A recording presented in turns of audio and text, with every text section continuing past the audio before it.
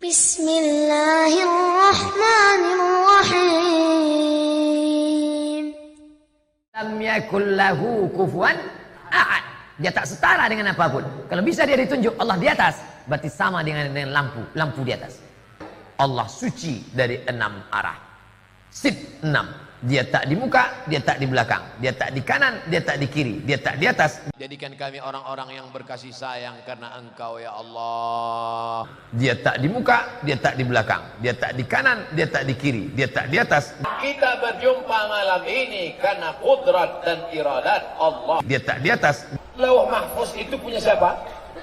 Punya Allah. Dia tak di atas. Kecanggihan luar biasa. Siapa yang punya kuasa? Allah. Dia tak di atas. Dengan la ilaha illallah, yang miskin tidak merasa melarat karena ada Allah tempat bergantung. Kalau dia bisa ditunjuk, di mana Allah? Allah di atas, maka batallah ayat 2. Semuanya itu ada yang mengatur. Siapa yang mengatur? Dia.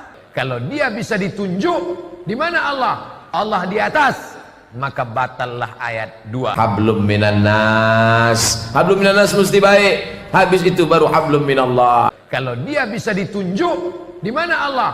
Allah di atas, maka batallah ayat 2. Tapi berharaplah kepada dia, la ilaha illallah. Walam yakul lahu kufuwan ahad. Dia tak setara dengan apapun. Kalau bisa dia ditunjuk Allah di atas, berarti sama dengan lampu di atas. Kalau engkau dipuji-puji orang, bukan engkau yang punya pujian, tapi dia walahul hamdu. Walam yakul lahu kufuwan ahad.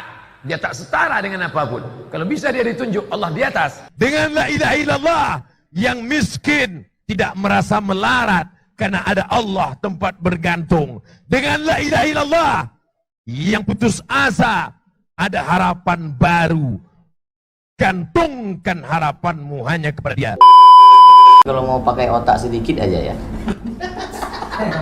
Sebenarnya kalau dipakai sedikit itu lumayan.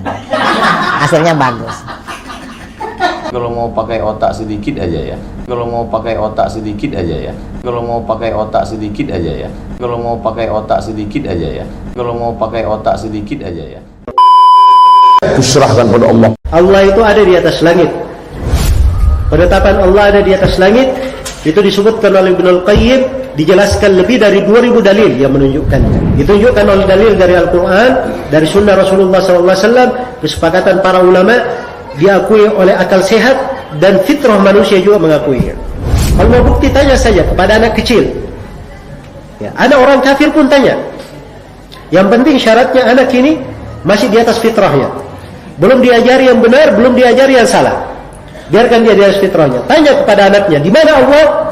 Pasti dia akan menuju ke atas langit. Allah mana Allah?